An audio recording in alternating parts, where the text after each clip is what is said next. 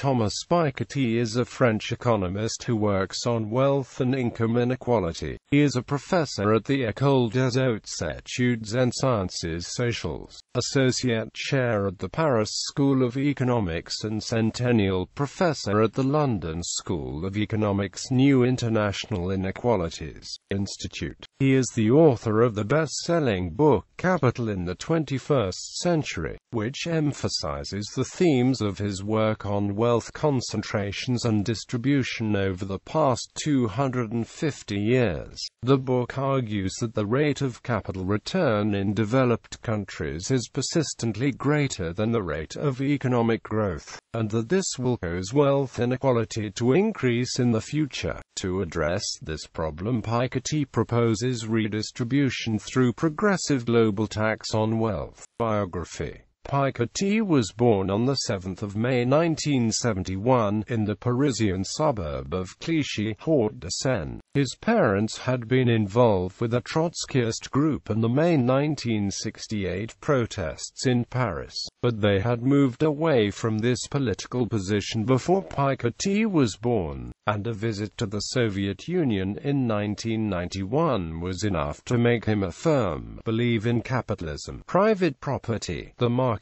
Piketty gained a C-stream baccalaureate, and after taking scientific preparatory classes, he entered the École Normale Supérieure at the age of 18, where he studied mathematics and economics. At the age of 22, Piketty was awarded his PhD for a thesis on wealth redistribution, which he read at the EHESS and the London School of Economics under Roger Gagnery, winning the French Economics Association's award for the best thesis of the year. After earning his PhD, Piketty taught from 1993 to 1995 as an assistant professor in the Department of Economics at the Massachusetts Institute of Technology. In 1995, he joined the French National Center for Scientific Research as a researcher, and in 2000 he became a professor at EHESS. Piketty won the 2002 prize for the Best Young Economist in France, and according to a list dated the 11th of November 2003, he is a member of the Scientific Orientation Board of the Association A Gauche en Europe, founded by Michel Rocard and Dominique Strauss-Kahn. In 2006, Piketty became the first head of the Paris School of Economics, which he helped set up. He left after a few months to serve as an economic advisor to Socialist Party candidate Ségolène Royal during the French presidential campaign. Piketty resumed teaching at the EHESS and Paris School of Economics in 2007. He is a columnist for the French newspaper Libération, and occasionally writes op-eds for Le Monde. In April 2012, Piketty co-authored along with 42 colleagues an open letter in support of then PS candidate for the French presidency François Hollande. Hollande won the contest against the incumbent Nicolas Sarkozy in May of that year. Piketty was unimpressed by Hollande's tenure, later describing him as hopeless.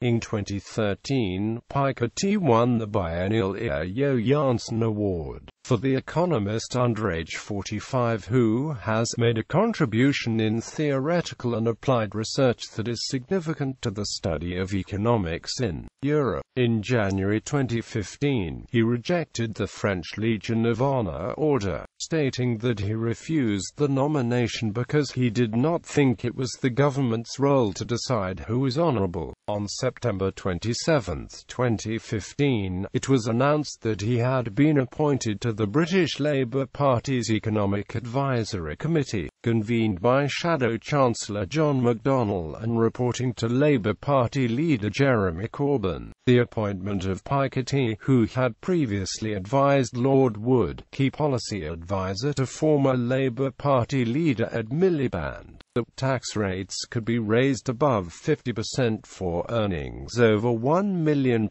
without it impacting the economy, was seen as a particular coup for the Labour Party leadership due to his breakthrough success in the mainstream publishing world. Regarding this appointment, he stated that he was very happy to take part and assist the Labour Party in constructing an economic policy that helps tackle some of the biggest issues facing people in the UK, and that there was a brilliant opportunity for the Labour Party to construct a fresh and new political economy which will expose austerity for the failure it has been in the UK and Europe. Although he reportedly failed to attend the first meeting, in June 2016, he resigned from his role in Labour's Economic Advisory Committee, citing concerns over the weak campaign the party had run in the EU referendum. On the 2nd of October 2015, Piketty received an honorary doctorate from the University of Johannesburg, and on the 3rd of October 2015 he delivered the 13th annual Nelson Mandela Lecture at the University of Johannesburg. Research. Piketty specializes in economic inequality, taking a historic and statistical approach. His work looks at the rate of capital accumulation in relation to economic growth over a 200-year spread from the 19th century to the present. His novel use of tax records enabled him to gather data on the very top economic elite who had previously been understudied, and to ascertain the rate of accumulation of wealth and how this compared to the rest of society and economy. His most recent book, Capital in the 21st Century, relies on economic data going back 250 years to show that an ever-rising concentration of wealth is not self-correcting. To address this problem, he proposes redistribution through progressive global tax on wealth.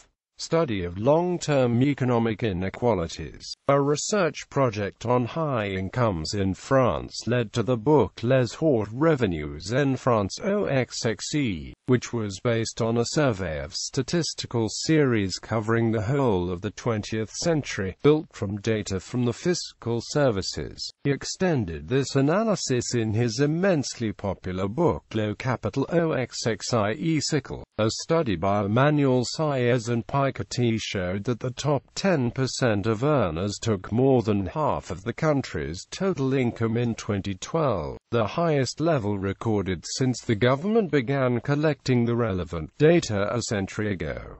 Survey on the Evolution of Inequalities in France. Piketty's work shows that differences in earnings dropped sharply during the 20th century in France, mostly after World War II. He argues that this was due to a decrease in estate inequalities, while wage inequalities remained stable. The shrinking inequality during this period, Piketty says, resulted from a highly progressive income tax after the war, which upset the dynamics of estate accumulation by reducing the surplus money available for saving by the wealthiest. The normative conclusion Piketty draws is that a tax cut and thus a decrease in the financial contribution to society of the wealthy that has been happening in France since the late 1990s will assist in the rebuilding of the earlier large fortunes of the rentier class. This trend will lead to the rise of what he calls patrimonial capitalism, in which a few families control most of the wealth. Through a statistical survey, Piketty also showed that the Laffer effect, which claims that high marginal tax rates on top incomes are an incentive for the rich to work less, was probably negligible in the case of France. Comparative work. Piketty has done comparative work on inequality in other developed countries,